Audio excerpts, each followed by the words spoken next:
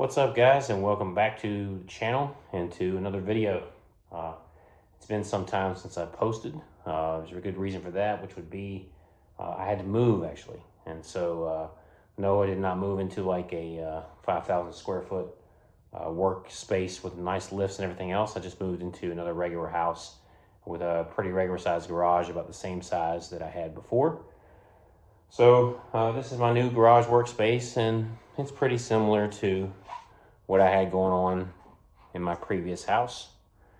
I did manage to grab a couple of more, actually a bit of a nicer toolbox in the move, and this garage is about a couple of feet deeper than my old garage was. So yeah, but today's video is going to be back focusing on working on my favorite project ever, my Speed 3. And if you're new to the channel, or you just come back for the first time or checking this out for the first time, I've had a PO300 misfire, specifically on cylinder 3. I've done a lot of work to diagnose that and to figure out exactly what was going on, and I've determined that it was a leaky intake valve. And just for reference, I also rebuilt the engine myself about 25,000 miles ago. So over time, it developed a leaky intake valve, and I did a lot of cleaning, tests, upgrades, and a bunch of other stuff in order to to mitigate that misfire, but it's still present. And so what needs to be done is the cylinder head needs to be pulled off, and I need to do some head work, or actually I need to have a machine shop do some head work. So of course, we're gonna get into that, and I'm also gonna do some sort of, while you're in there, is like upgrades, like some nice stuff I'm gonna show you guys here in just a second. All right, so laid out here on my table, I've got, of course, stuff that I need to do this job. I got a head gasket. I've got my intake valve seals. I've got some new head bolts. I did choose not to run ARP studs, to just go ahead and do head bolts again. I just feel like they're easier to deal with, and I'm not running crazy high boost pressure that needs studs. Some things I will be doing is an upgrade to the valve springs.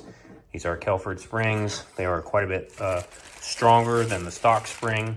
But basically, I just want to make sure this time when I redo the cylinder head that there's no possibility of the intake valve leaking in the future. So we're doing a stiffer spring. This car already has a B&R S3 V1 on there, and this is a brand new B&R S3 V5 that I'll be swapping it out for. I'll also go ahead and be doing my oil feed line while I'm in there, because I had this one laying around with a filter in the middle. And then I've actually picked up a used Core Sport turbo manifold. So all this stuff will be going on as I go back on, but long before that, what I'll have to do is tear the car down and get the head off and get it sent off to a machine shop.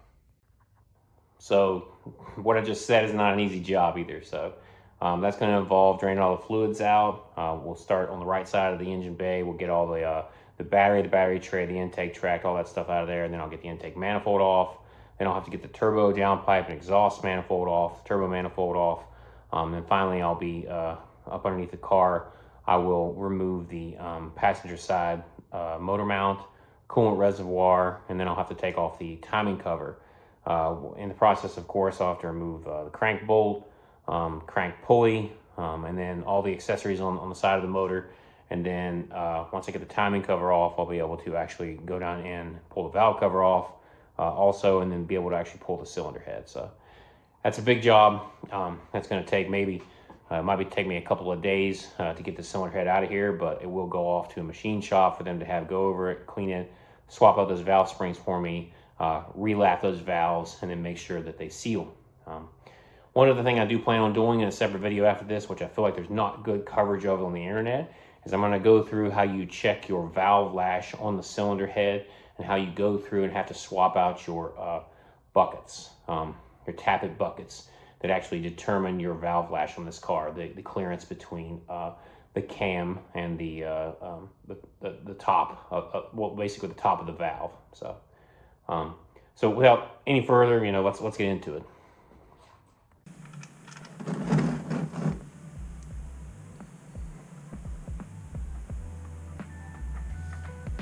Actually still looking pretty good.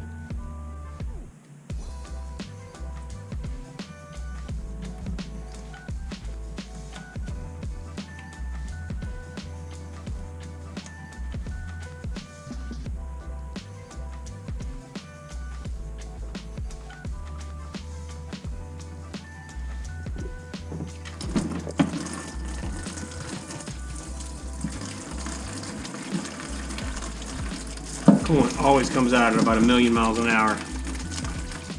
You gotta be ready to catch it.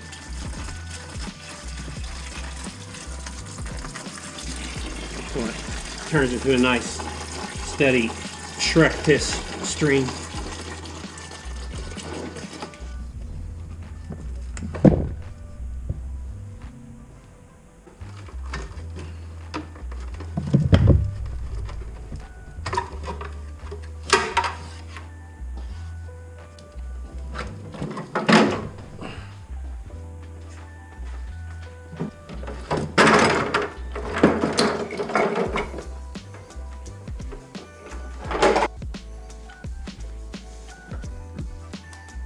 Next, I want to get some of this intercooler piping out of the way. Start working on this intake manifold.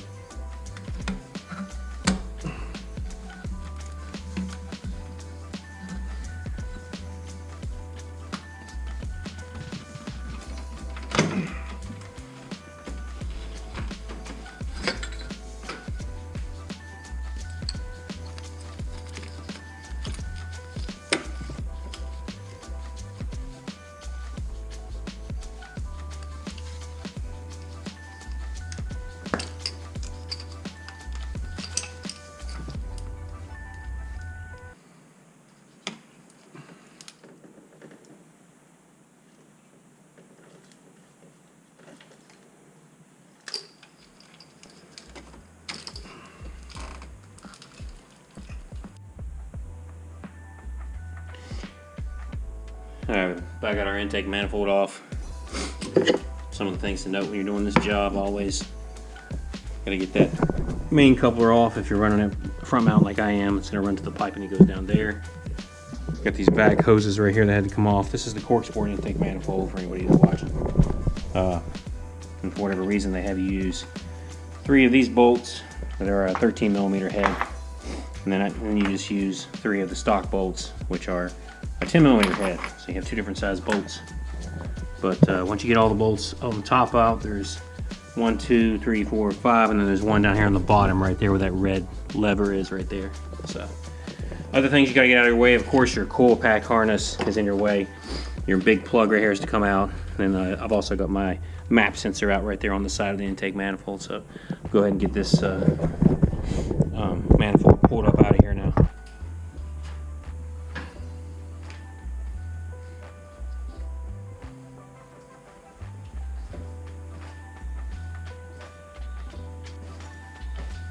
It's time to get started on the exhaust side. I've actually already got my EGR hack that I kind of rigged up right here out of the way. This is something I did in a previous video to make myself not have an EGR code. It usually just sits down in here zip tied. I've got it up and out of the way for now, but you can see down in there, you can see my S3 V1. I need to work on next. I'm going to try to get the O2 sensor unplugged, the wideband up here, and then get it out of the pipe. Then I'm going to take the downpipe connection off up here. I may not have to do the down at the bottom. I'll see if I got clearance, but if I have to, then I'll take off the downpipe at the bottom too, and then work on the turbo, and then work on the manifold.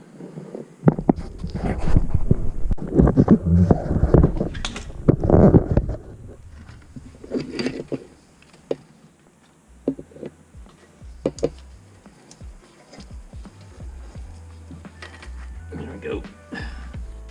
So wideband.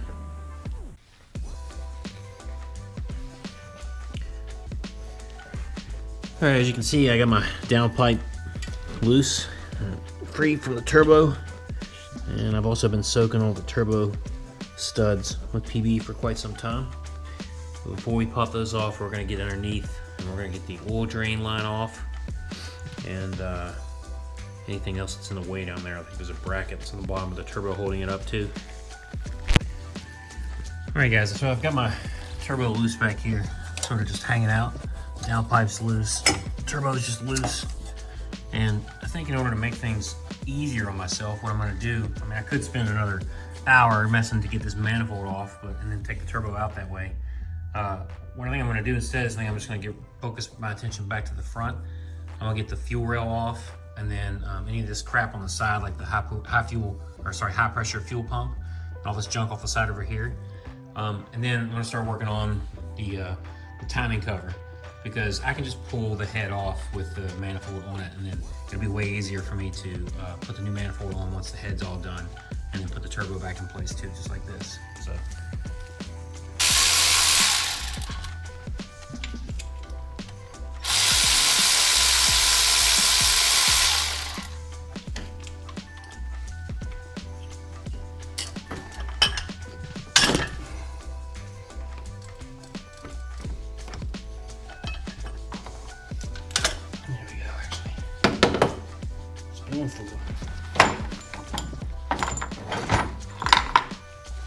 Get some big gas there. There we go.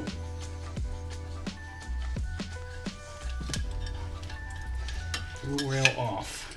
Spilling gas everywhere. Shit.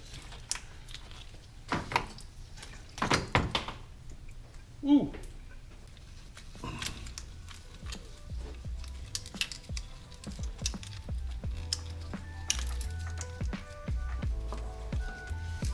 Let's just kind of bend that back away. And all this can lift back. Now this attaches down to the main harness down there. But I can easily now push this back and out of my way. Now I've got my purge valve assembly, high pressure pump, which I might as well go ahead and disconnect the high pressure pump from the low pressure line.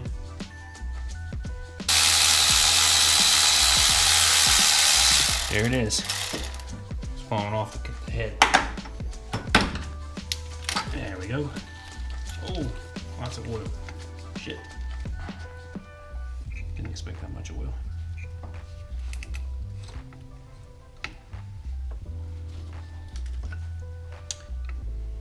It's a paper towel.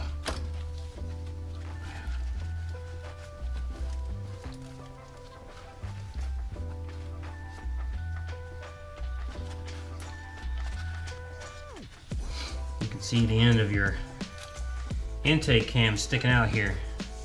Actually right there. Yeah, that lobe's a little warm, but basically it runs, it pushes this in here.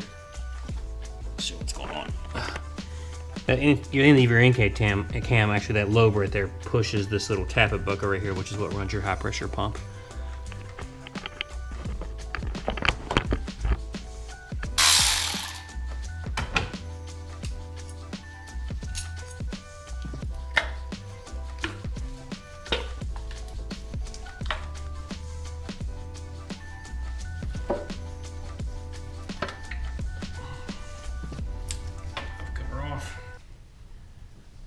Seals on here still nice and clean. And the left one goes to the radiator.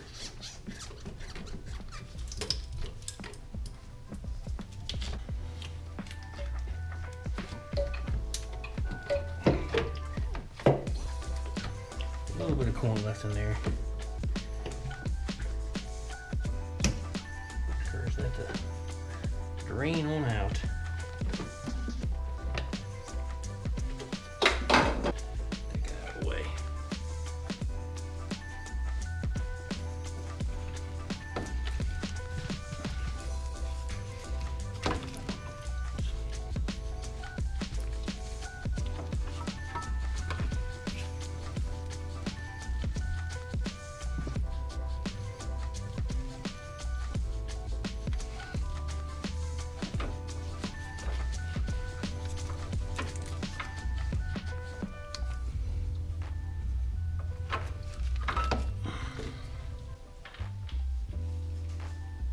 It.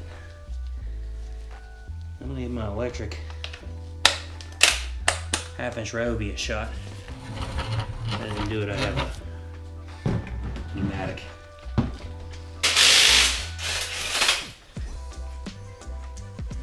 All you Ryobi haters out there.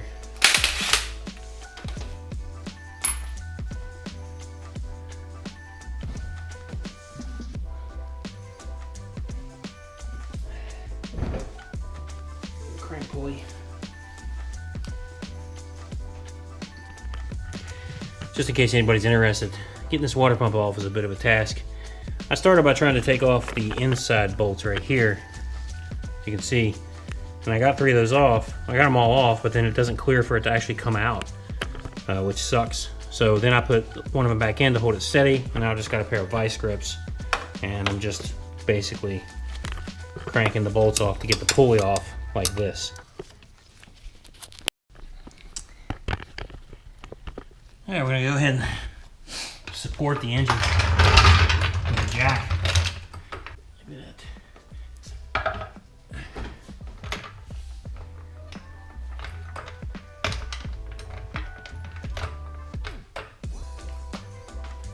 Okay, pretty much got it right there. Sure you can see what I'm doing there.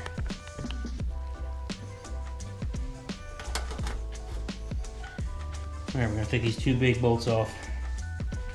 I think this might be 15.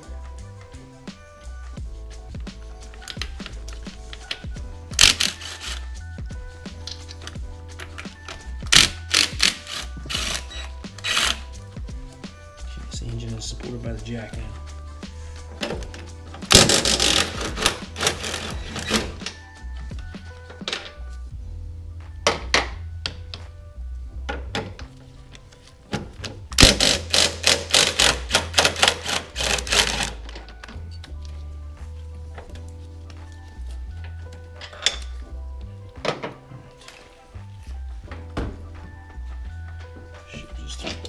Off. There's one mount out of the way. All right, we've got everything out of the way that we need to. As you can see, the water pump's off. That other pulley is off. I actually had to tilt the motor a little bit after I supported it with a jack in order to get the water pump off, because it just won't clear no matter if you take the pulley off or if you take the pump off, whichever one. It's a bit of a pain. So if you're ever just trying to change the water pump on this car, good luck. Anyhow, this is what it looks like now. We're gonna get started with like all the major bolts that hold the timing cover on. There are 4 13s, 1, 2, 3, and then the 4th down there. And then there is one long 8mm right here. I'm actually just saying the distance across the flats, the top of the tool that you'll use, and that's right above the crank. And then all around the outside there's 16 of these little guys right here, and then there's one really long one sticking out down there on the bottom. So that's all the bolts that have it out. I would say Graveyard Motorsports probably has the best video I've seen as far as someone just making a video of like where every bolt goes in case you take them all off and then forget, because I'm not gonna like perfectly cover that. I will show the timing cover once I have it off, but I'm not gonna sit here and show every single one as I take them off. So Graveyard Motorsports, best video for that, the cover. So, but I'm gonna get started. These are those 13s.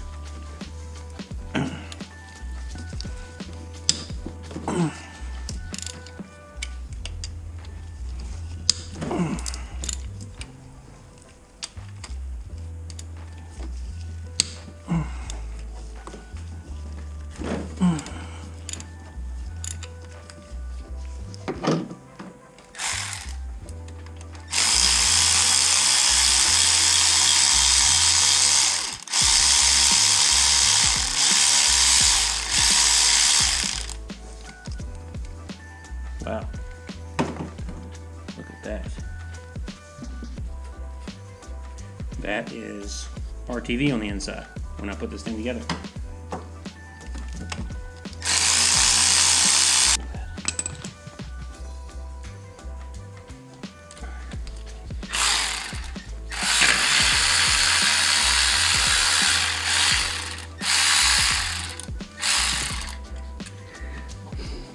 And 9.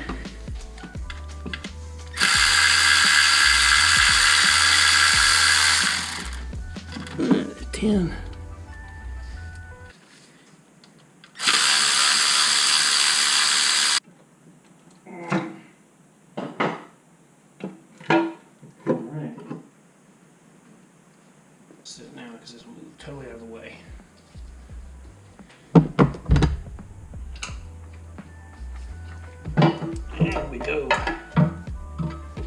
timing cover. See my RTV job there. And on my cleanup fork too, it still looks pretty good. My goal is going to be to remove the tensioner, which is going to pop back here in a second when I pull the second bolt out. And then I'm going to try to reset the tensioner. I don't have to buy a new one, I don't want to. That means I'll just use a vise to push it back in and put the pin in. And after I retime everything, I'll pop it back out.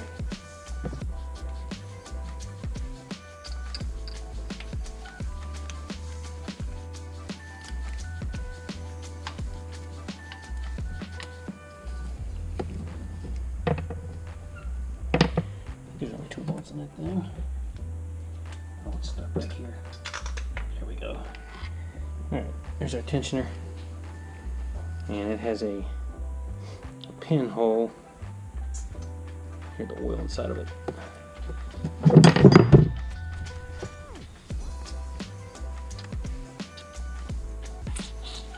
Yeah. We'll just put that back in. And we'll lock it back into place with the pin before we retime the engine.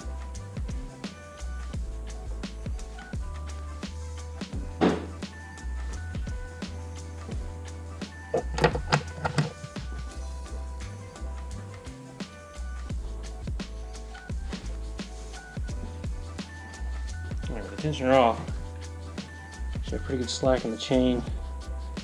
I'm gonna go ahead and pull this guide. Yeah, there goes the chain.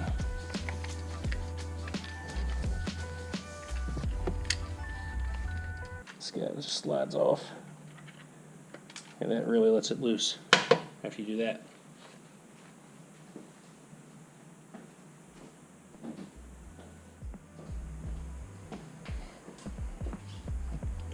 Now the chain's free to come off, top and then the bottom.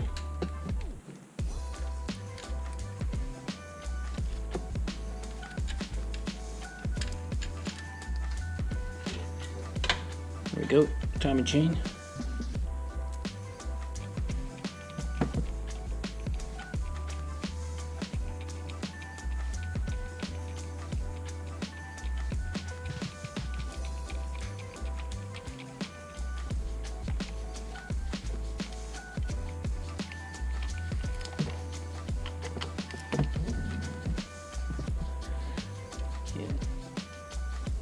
Alright, anytime you're pulling cams off, you're going to keep those caps perfectly in order where they're supposed to be.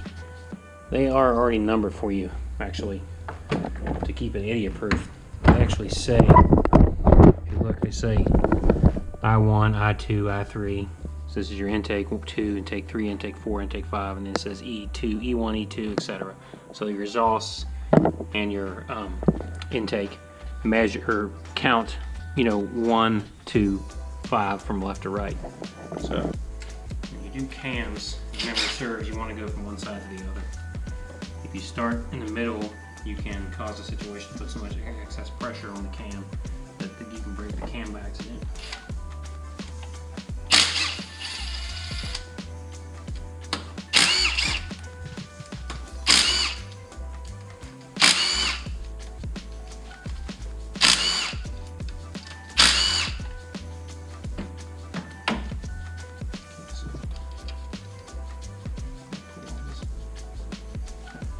FYI, that extra cam follower cap on the end, you do got RTV around that, so we'll clean that up when we're done and do it again. Ready to lift our cam up and off now. There's our intake cam.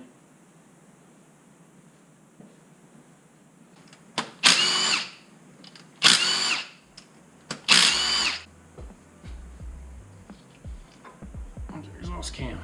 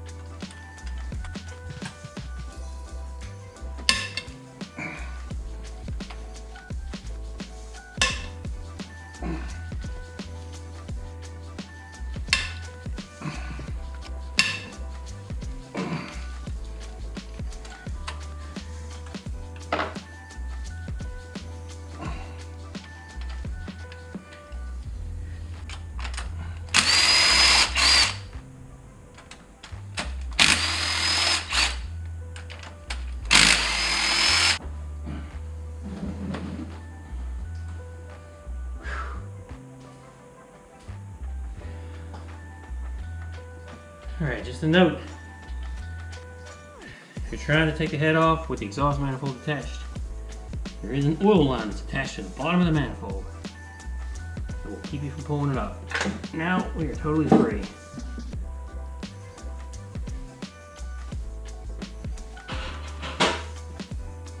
Alright. Here's our cylinder head.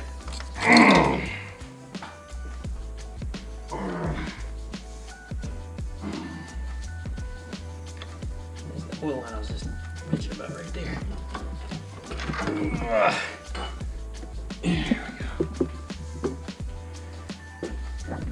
Let's have a look. Carbon. There's carbon. You can still see the middle. It's good. Bores all look pretty good. Don't see any crazy scratches or anything. Super concerning.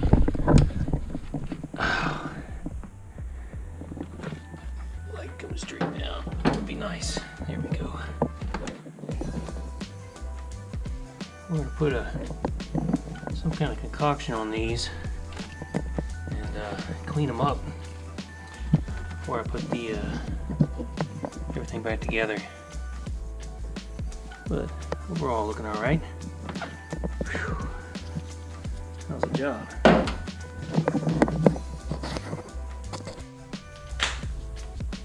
And here's the reason I wanted to leave the manifold on, because I could have sat there and spent 3 or 4 hours to take this off. And with this thing off, this is how long it takes.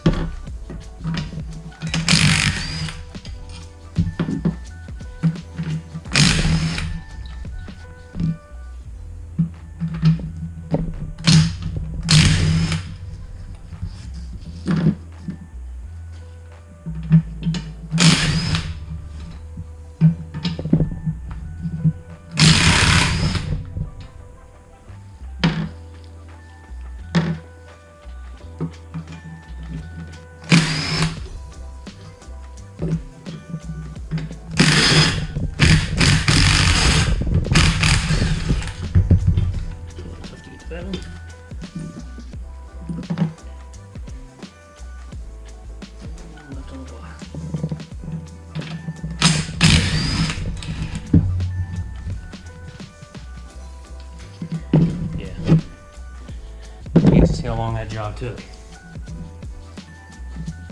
Oh, missed one.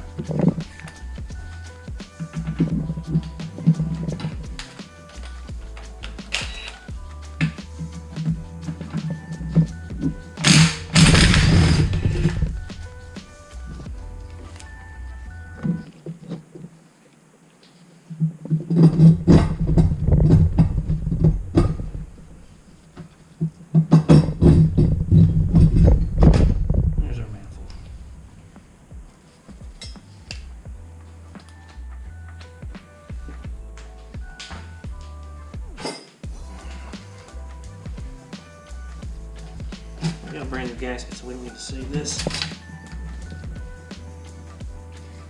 It's in good shape though. Alright guys, here's our cylinder head off the engine. And so I'm just going to talk for a minute here about a couple of things.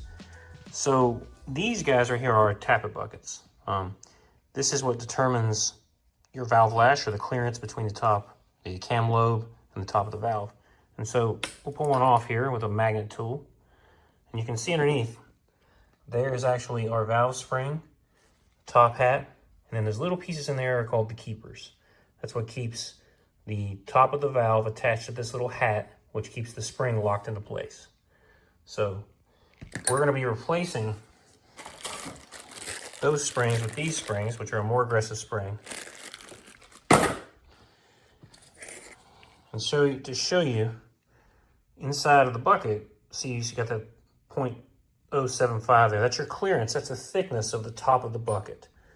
And so back when I put the cylinder head together for this engine, I had to go and check each of these tappet buckets to make sure that the intake side was all within a certain clearance and the exhaust side was all within a certain clearance. Now there's a nice spreadsheet out there that helps you figure out if you have the wrong buckets, because basically you're putting in what kind of buckets you have. you have to tighten the cams down into place, use a feeler gauge and figure out what your clearance is. And then if you're not within the spec, then you have to switch to a thicker or thinner bucket. So that's our cylinder head. All right, guys, we're gonna go ahead and wrap it up for this video. That was quite a bit of work for a weekend project, but you know, now that I have this out, I gotta admit, I'm seriously considering just replacing the valves that leak, those two, and then possibly even lapping the valves myself and replacing the springs myself. I have a tool that's supposed to help you with the keepers, but what I would need is like some kind of clamp to stick over top of the head to squash down the spring to be able to install the keepers for each one after I would lap them. The reason why I kind of want to do this myself is because the machine shop that I originally paid to do this didn't do a very good job of lapping them to make sure that they seal. And what I want to do is I want to clean this whole head up, and then afterwards I want to flip it upside down. I want to put water in it, and I want to see if it'll hold water on the tops of the cylinders, and then I'm going to put a little air pressure on it too to see what it does. But I'm not going to be happy unless it completely seals. And so I just don't know if I can trust the machine shop again to take care of that for me. But so if you watched this far, thanks a lot. And hopefully this information about the cylinder head is helpful. Once again, in my next video, I'll be diving into either myself lapping the valves and then cleaning them up, making sure they seal, or I'm going to give this whole head off to a machine shop. And then next time you see me, I'll be putting the head back on, and then hopefully getting it all back together and running again. So thanks a lot. If you're checking out my channel, please consider liking the video and subscribing. See you guys in the next one.